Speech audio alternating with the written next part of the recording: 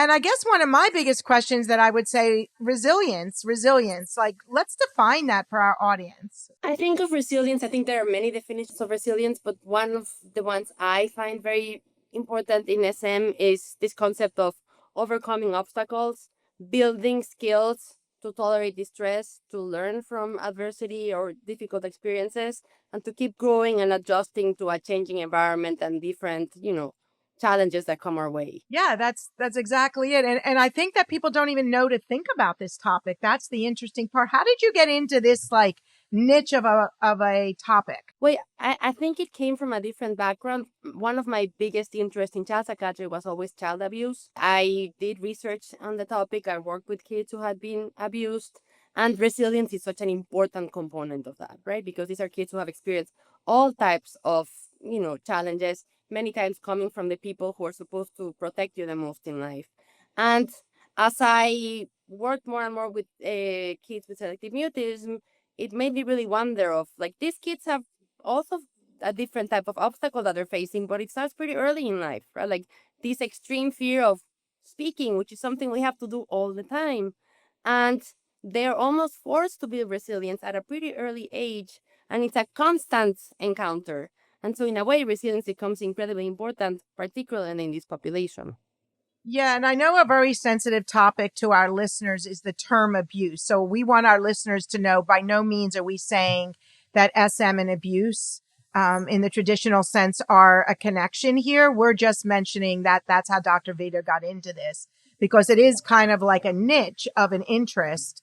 And I love it because I think it comes in so many different forms. I think a lot of children feel very alone. I think they feel very like they're a lone ranger out there when people really do misunderstand them. So they have to almost develop resiliency. But I also think parents need skills to help with that because I think in my opinion, so many children with that focus on speaking when they're not yet ready causes them to feel bad about themselves. And sometimes they fall. They're not able to do it. How do you work with parents in that capacity to really add in that support network and meeting them kind of where they're at? Something that I find very helpful is psychoeducation.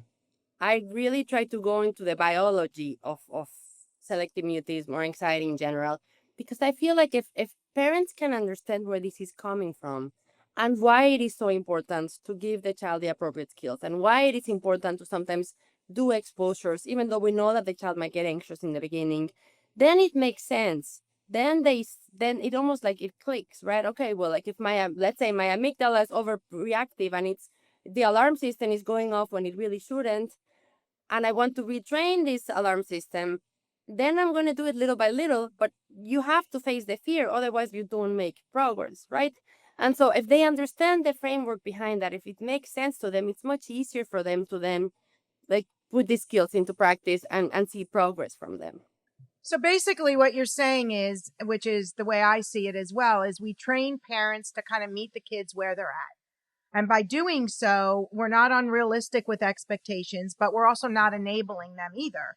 We're meeting them where they're at to help them grow and have that resilience. And because, I don't love the term SM because it's so much about speaking, but so much of this, as you're saying, is about understanding that unique individual. Like, what is it about them? What is it about them that's they're not speaking? And how do we meet them where they are? So I think, the setbacks of when you're changing environments and changing people and, people change, environments change is what I mean to say, is that their communication will change. And so if they're not able to speak in one environment and they're not able to even engage, but yet they are in another, it makes them feel like a failure. And failures are more like, well, what are we going to learn from this? Why is that happening? So how do you nurture that with the families you work with? Well, something that I tend to do with a lot of families is share my own experience. I had SM symptoms when I was a child. I didn't know that. Wow. I do. That's part, and I have a daughter who also had the same symptoms. And Look at us with the same exact background. I didn't have SM, but my daughter. So that's an interesting, I didn't realize that about you. Thank you for sharing.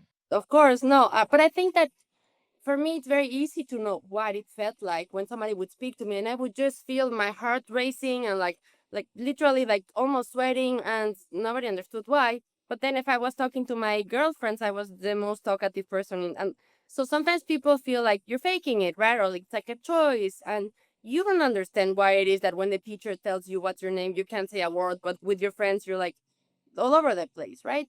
And so I think that understanding that many times the child doesn't really know why, especially when they're so little. Many times it starts when you're very little. You just feel it's like the startle response is profound and nothing comes out, right? I always tell my patients it's a little bit like when you're going down the roller coaster. There are some people who immediately start screaming, right? I cannot get a sound out of my mouth, no matter how much. It's like I just freeze, right? And I don't choose it. It's not something conscious. It just kind of happens to me, right? And so going over that, explaining that, and helping parents understand how little of a choice it is for the child and how little sometimes even understanding they have, but how we can work with them on overcoming that, I feel makes the kids feel like they're failing less, creates less judgment, but also creates like almost like a path that they can start following to get over the symptoms. No, that makes complete sense. And I think, you know, when children are nonverbal in a setting and they're not able to speak, let's talk about, you know, the resiliency there. I think a lot of kids are trying to cope with the environment and they're going with it like they're not able to. So their resilience is just trying to be there instead of, you know, they're basically shut down in that point. But I think it's knowing why they're shut down. And I think it's about learning that. Like, is it a loud, large, lots of people environment? Is it the high expectation from the person in the environment? Is it that they have speech and language issues? Process it. What is the reason? And I think that psychoeducation, which you were talking about, is really important because then we can support the children. Then we can help them understand why.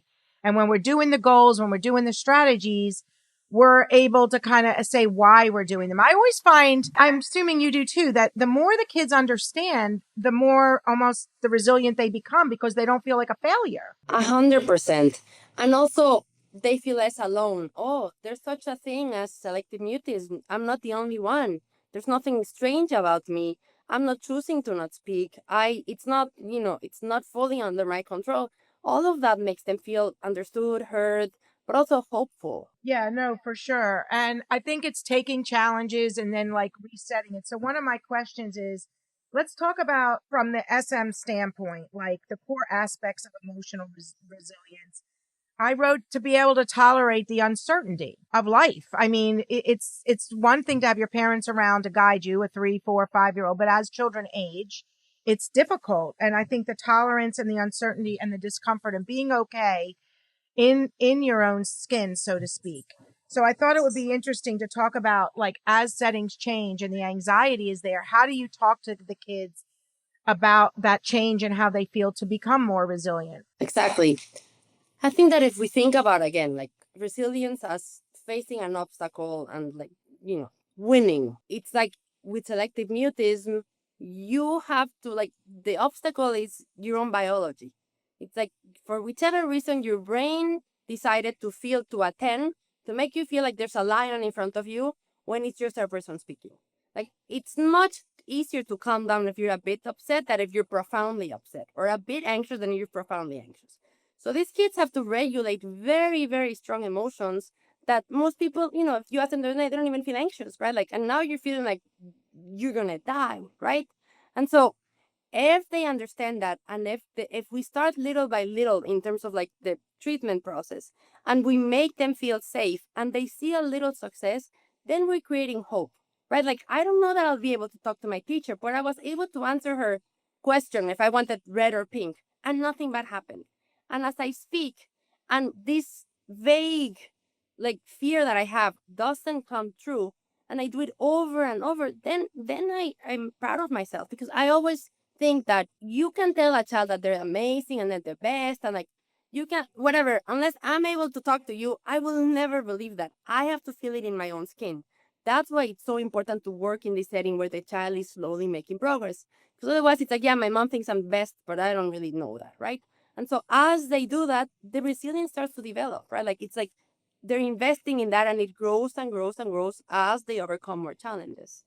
Yeah, no, for sure. I think, you know, we all have different ways we come about it. I have found in my practice that using the bridge and the different stages has been very helpful for a lot of kids because they don't feel like failures, and that which causes them to kind of like feel shame a lot. And I think dealing with that shame and why can somebody do this so easily and I can't, and people placing expectations when they're not ready to do something can be hard.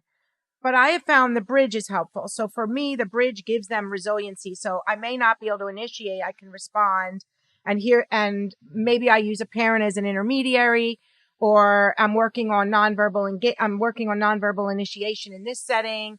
Like, it gives them a sense of control. So would you say that transferring control and giving these kids control helps with their resiliency? I do. 100%, 100%. Right? Like, I think you need, as you said, you need to meet the child where they're at and then slowly build from that. And sometimes it's just like looking at you. Sometimes it's not hiding under the table. That's Right. a success, right? Like, or being able to play a game in front of you, even if they don't say a word. The goal is to reduce suffering and free them from anxiety. It doesn't just have to be like a word. It can present itself in many ways, right? Yeah, no. And I think a big part is parent education. You said that in the beginning, but our kids tend to be very sensitive. They're very aware. They have emotional dysregulation, many of them, but they're highly sensitive, many of them. So they feel what the parents feel and what they're thinking. So they feel that it's projected onto them. So I think a big part of our work, I mean, I know it's a big part of our work, is really helping parents. I don't want to say fake it till you make it, but to really deal with their own frustrations and understanding of this, because if they're projecting frustration onto their children or disappointment, that doesn't help with resiliency. And I think that's 100% right. And for me, the fake it till you make it, there's an aspect of exposures where you are like, I'm going to say something and I do not know what's going to happen, but I'm going to pretend that I can do it and let's see how it goes, right? I also think that if your child is anxious and you seem anxious, what you're conveying is, I don't believe you can't do it. I believe this is scary. And so we both should be scared and therefore you should continue to be scared. But if I'm calm and I'm saying, I understand how you feel and I believe you can do it, then I'm transferring a lot of power and self-esteem onto you, right? Yeah, no, it goes along with, I tell families, adults, to avoid can you language. Can you do that? And I tell them to avoid you need to and you should language, because you need to and you should. And if they can't, create shame and frustration, depression, all that. But can you language implies doubt, and neither of 100%. the, and neither of those two extremes create resiliency. It creates disarray. It creates, I use the word shame a lot because I think that's almost the opposite of resiliency a lot of times. Like, they just feel so bad about themselves and the way they present. So that fake it till you make it. And when you're anxious, you get that flat affect. I see a lot of parents that get that almost like intense flat affect, and we have to help them reframe it. And I'm sure it's similar too with you guys at Child Mind. Like, if we can give these parents hope, it changes who they are and 100%. right? So giving them the hope, educating them, helping them understand why things are happening, it calms them down, which then transfers to their kids. To add to that, I sometimes think that people believe like, my child has selective mutism because my child is insecure or my child doesn't have a strong self-esteem. My experience with most kids is that the symptoms start before they even have a sense of self, a narrative of who they are. They go to pre-K, somebody asks them their name, nothing comes out, right? And over time, as you get older and have this experience, you start you create your own narrative, right? Like, oh, I must do this because I'm not smart, or I must do this because something happened to me, or I must, like, it's more like you're trying to explain a symptom than the symptom not having been there before, right? Like, so for me, it's very important, the aspect of like, no, your child was wired to feel more and they have a stronger response. It's not that they're insecure or not. Over time, this can make them feel shame. This can make them feel that they cannot connect. But it's not that there was something wrong with them to begin with, and that's why they're having the symptom, right? Many times people believe, oh, you have anxiety or you have selective mutism because you're insecure, because there's something wrong with you, because like you don't have strong self-esteem. And I think it's the opposite. It's like you are wired to have very strong feelings of anxiety when a certain trigger happens. And it's typically before you even have enough words to explain it to yourself or to understand who you are, like this concept of like more metacognition, more abstract thinking, like this is who I am, right? And so as this happens and it happens repeatedly and you do experience shame, or then you start developing like ideas to understand it. Oh, maybe I'm doing this because of that. Or you hear people say, oh, he's this, he's the other, right? Like, and so then it becomes an insecurity, but it starts more like a symptom that then has all of these kind of connotations to it, right? And so I tell parents, it's not like they were born insecure. This is a hard symptom to have, and over time it became a source of shame, but there was nothing like inherently insecure about them.